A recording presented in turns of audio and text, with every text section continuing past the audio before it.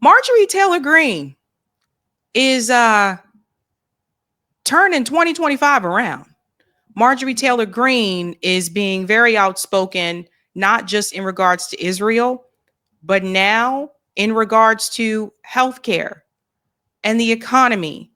And she is now, of course, getting more criticism because she is blaming her own party for the government shutdown. I know. Marjorie Taylor Greene. So they are coming after her. MTG is putting the blame on GOP congressional leaders for the shutdown. Holy smokes. Holy smokes. Greene has continued to be a thorn in the side of Republican leadership in recent weeks, splitting from Trump and the GOP on a string of high-profile topics. Let's get into this here. MTG is continuing to buck GOP congressional leadership, placing blame on top Republicans Thursday morning for failing to pull the government from its ongoing shutdown.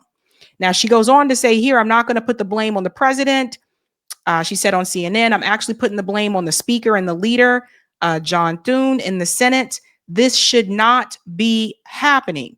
She's been a thorn in the side of the Republican leadership in recent weeks, splitting from Donald Trump and the GOP on a string of major topics, calling the war in Gaza genocide, campaigning for the release of the files related to Jeffrey Epstein, and pushing for an extension of the Enhanced Affordable Care Act subsidies. So we'll get into this clip here of Marjorie Taylor Greene. But before we do so, I want to say this. This is exactly what those of us who supported the squad members back in 2018, etc., this is what we asked them to do to the Democratic Party.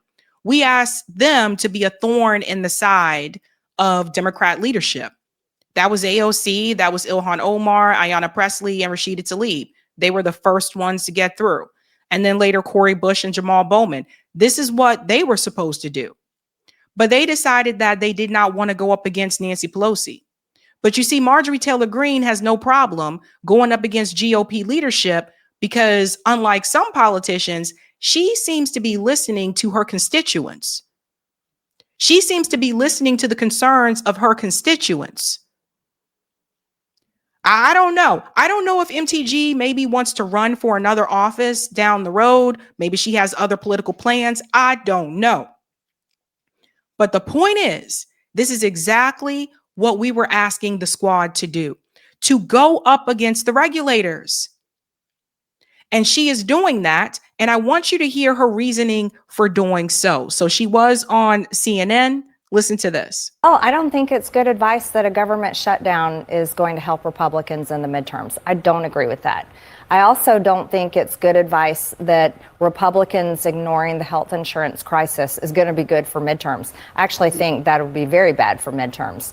And I think that just not staying focused on America First policies is detrimental as well. Yeah, and on that note, are you concerned? Pause. Did everybody hear what she just said?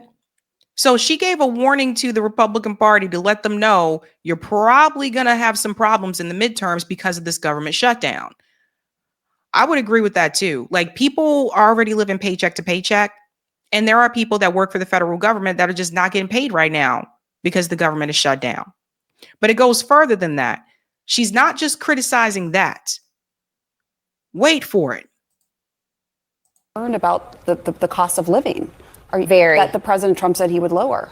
The inflation crushed people in the past 4.5 years, and the costs have not come down. I myself can tell you my apartment here in Washington, D.C., the electricity bill is $100 more than it was last year, because you can look at your own bill and look at costs. Prices have not come down. That is a reality. People's wages have not gone up. That's another reality. And so Americans are continuing to have a very difficult time getting by. And I'll go a step further. I'm a mom. And so when it comes to what is affecting my adult children's lives, who are 22, 26, and 28, I'm going to be 1,000% fighting for them over any politician and any party. And I can tell you right now, that generation, they are barely making it, and they're very hopeless for their future. Now, that sounds similar to what Bernie Sanders has been saying all these past years. And what a lot of us have been saying. She's right about the utility bills. They have increased. She's right about that. And we've been saying this for so long. And this is an issue where I do feel like, I don't know why this needs to be a partisan issue. She's right about the younger generation. They are feeling the squeeze. They're going to feel it the most, right? Especially those just getting out of college and just trying to start their career. They are going to feel that pain the most, especially if they have student loan debt. So she's not only seeing this happen in her own family, but also she's heard the complaints from her own constituents. This is an issue where actually people should be going across the line to meet with each other and work together on these economic issues, but they're not, because they're beholden to their parties. And this is one of the things I will say, is that the founding fathers in this country did not want political parties for this very reason, because the fear was that people would not back policy decisions or what they feel was a good policy decision. They would walk away from that and just back the party. And ideally, that's what we have in this country right now. Even those that are in the Democratic Party that support the progressive policies, at the end of the day, didn't they tell you to vote for Kamala Harris, who didn't support the same policies that they supported, because they want you to stick with the party? You see the same thing with the Republican Party. Although I would say in the Republican Party, we're starting to see more of a pushback now, right? Because of Israel. And I think it started with that. But now it has evolved into other things. Like Thomas Massie has been very vocal about ending these wars and not using money for these wars. But now we're going into economic issues. This is different. And when people feel economic pain, it's not like economic pain only impacts people of a certain party. You know what I mean?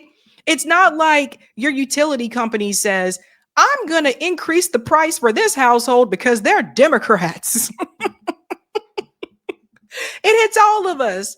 We all feel that pain.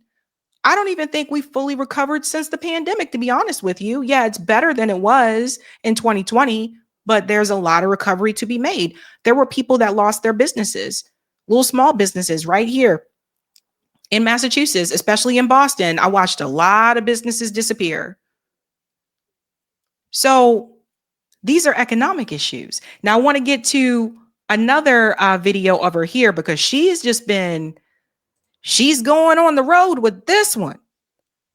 Listen to this part here. Whether we're Democrats or Republicans, people right now are looking at everything through their wallet and their bank account, and they're going, the price of food has not gone down. They're saying rent has not gone down. Houses are still unaffordable. And now health insurance premiums are going to hike, whether you're on the ACA or having private insurance as well. They're literally going to go up for everyone.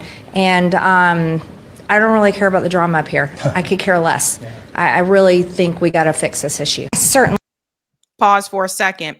So the healthcare issue. So this is her, I would say, breaking away from the party on that issue.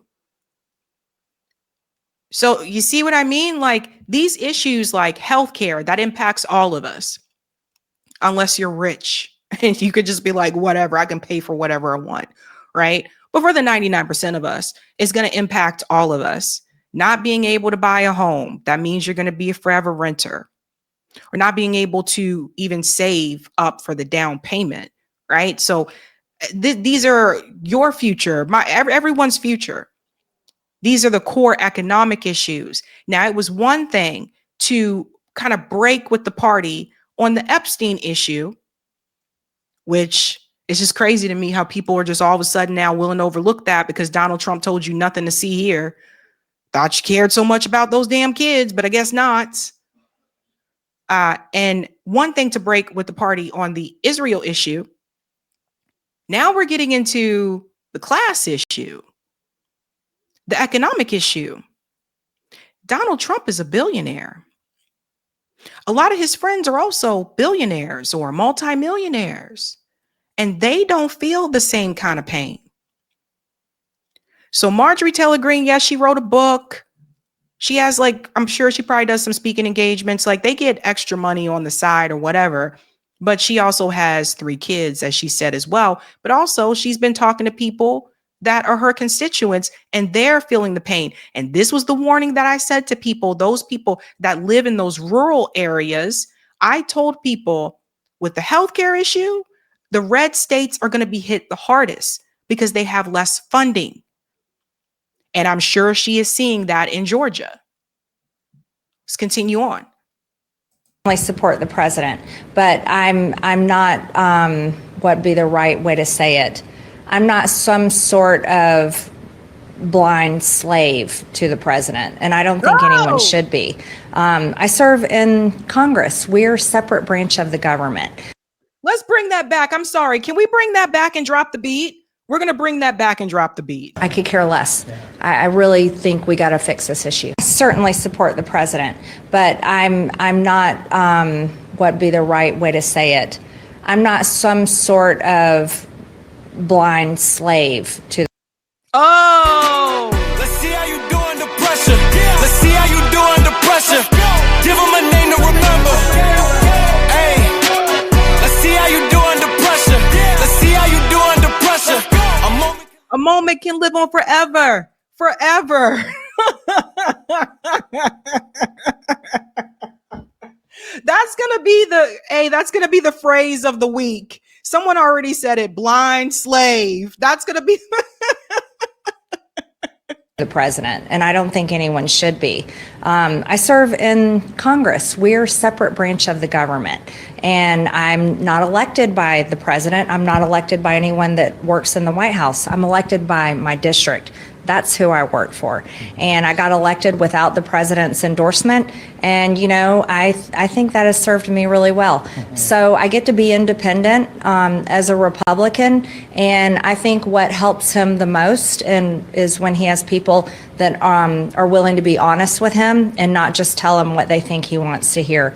And what I would say right now is to the president, and I think he already knows it based on things I've heard him say, is we have a serious situation with health insurance in this country. And I would love to see him come up with a solution. I would love to see, with everybody that works in this town, come up with a solution. And I would love to see Washington, D.C. and the government actually serve the American people for once.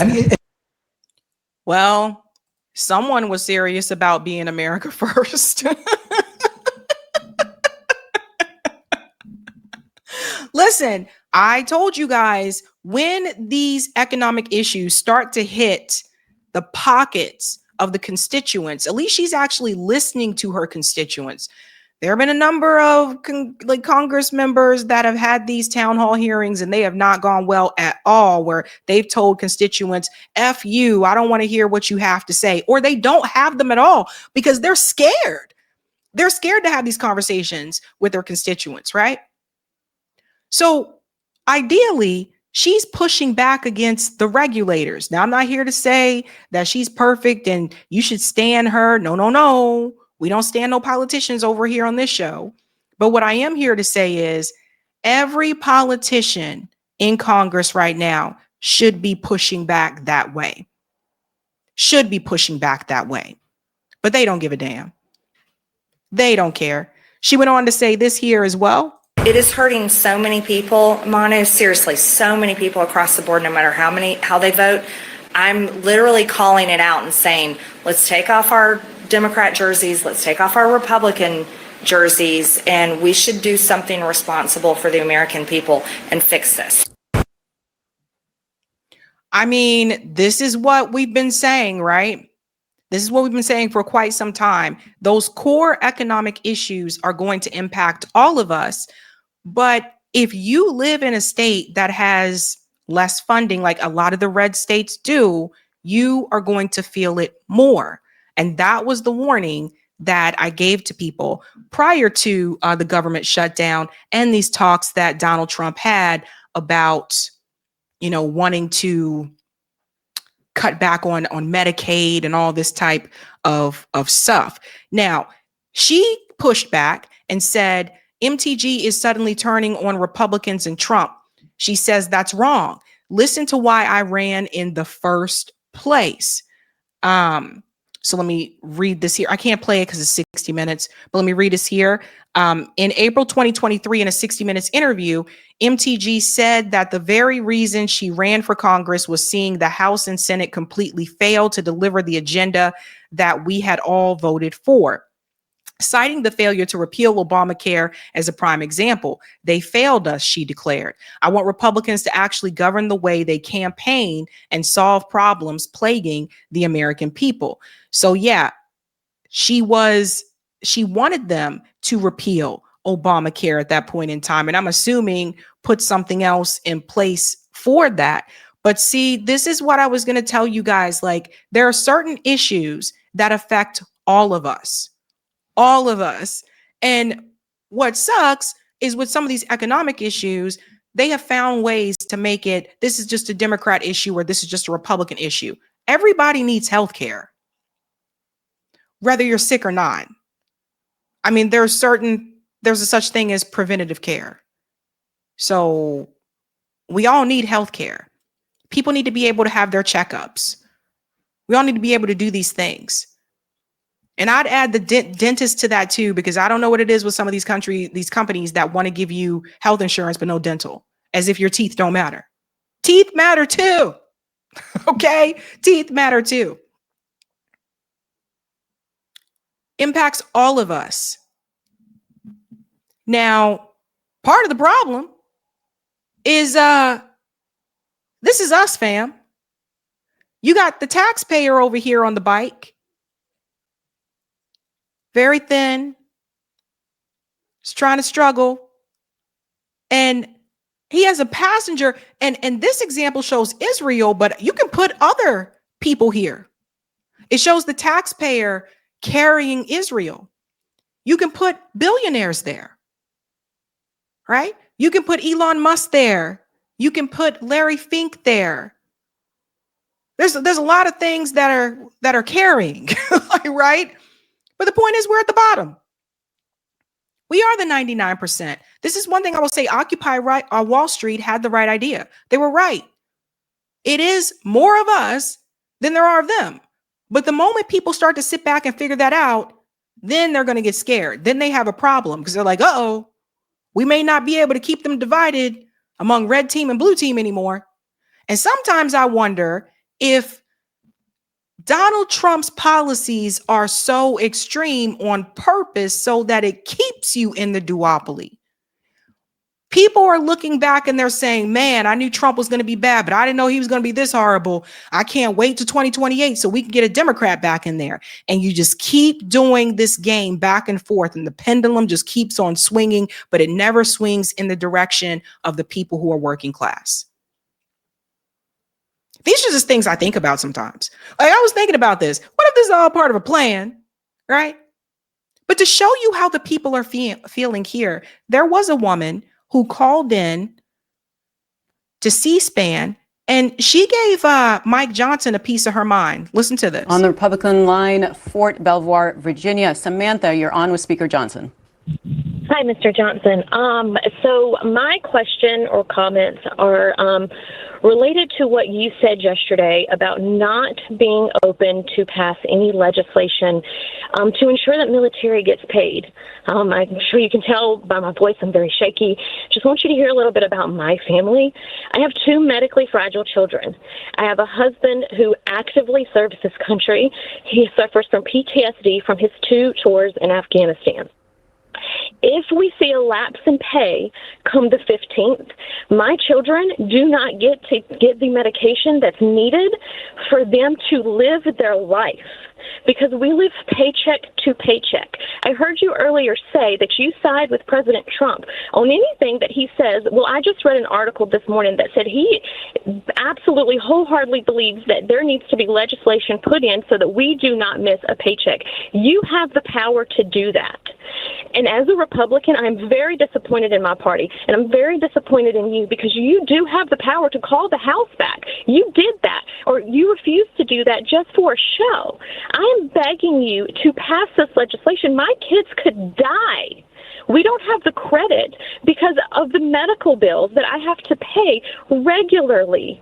You could stop this, and you could be the one that could say military is getting paid. And I think that it is awful, and the audacity of someone who makes six figures a year to do this to military families is insane. All right. Yeah, but they care so much about those veterans, right? So I told you, people not getting paid. Mike Johnson don't give a damn. He sold out a long time ago. He don't care about babies being killed and bombed. So he damn sure don't care about the fact that this woman called in and said, my child could die because she's not getting the medicine that she needs. He don't give a damn. The moment he decided to take all that money from billionaires, and especially from AIPAC, Big Pharma, etc., he sold his soul, and he was just willing to go along with that for his career.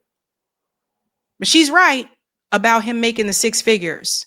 And that brings up the class issue again, because a lot of the military families, unless the soldier is like a captain or a lieutenant, maybe colonel, they're not really making a lot, right? I mean, like my family was military when I was growing up. We weren't rich. I mean, I still had to take out student loans to go to college. So the problem is, as she says, I'm getting upset with my party. That's what she said to him. The problem is that this could be solved a different way. When you put your hope and your trust into a politician, you are basically putting your faith in someone who already sold their soul to corporate interests, greed, military industrial complex, Israel. So even though they're supposed to represent you, they don't. That's all Congress is. There's a couple of politicians in Congress that don't take corporate money. Most of them do. If people really want things to change, you got to start with a whole new slate. And Mike Johnson does not really care. Now, I want to point something out. It's painful to hear what that woman is going through. And there are many of you that have been in that situation or maybe in that situation right now. That's what it's like for a lot of Americans when you're living paycheck to paycheck.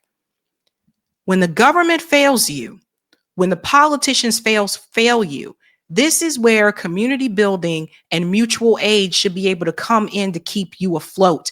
And this is the point that I really want to drive home. The solutions that I think a lot of us are looking for are not going to be found in a politician. The solutions are going to be found among us, the community. We have to get back to the days where we know our neighbor, where we know if our kid did something wrong before they got home, because the people in the community kept an eye out for each other. That's the community my parents grew up in.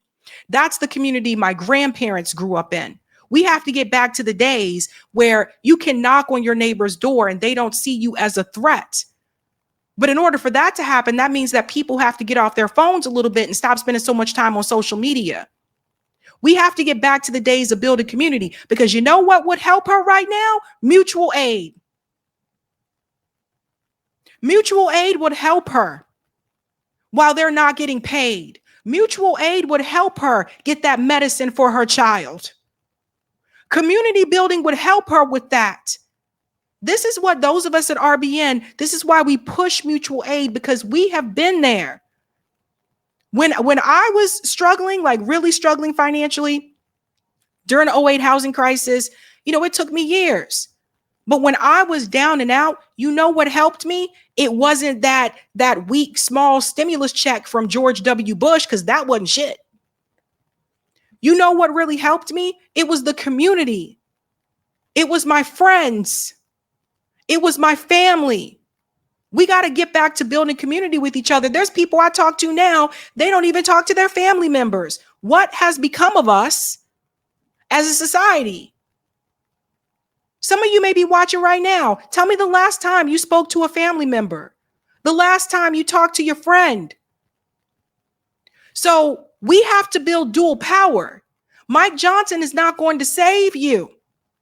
Marjorie Taylor Greene is asking Donald Trump to step in and help. Donald Trump is not going to save you. We are going to save each other. That's how this works. The Black Panthers taught us how to do this. They build within their community because they knew the government was going to sell them out and not be there. And that's what we have to get back to. If you are interested in doing that, if you're interested in building community, then come to the mutual aid workshop. It's free. I do it once a month. We're doing the next one October 25th, 11 a.m. It's virtual. It's Zoom. You can wear your PJs if you want to. I'm not going to be able to see you anyway. I have my camera off. People have their camera off. If you sign up for my Substack, you'll get the Zoom link. I send it out that week, and you can join the mutual aid workshop so I can teach you how to do mutual aid and build community. That's what this comes back to. Because these people, these politicians, they don't give a damn about you. You heard what she said. He makes 6 figures. He don't give a damn. His kids get to eat. His kids get their medicine. He don't care about yours. But Marjorie Taylor Greene pushing back in a way that I did not think would happen. And I think that's because it's directly impacting her family and also her constituents. She seems to be listening to what they have to say. Interesting times, folks. We got to push back against the regulators and we got to build community. Hey guys, this was a Sabby clip. If you like what you saw, hit that like button and subscribe.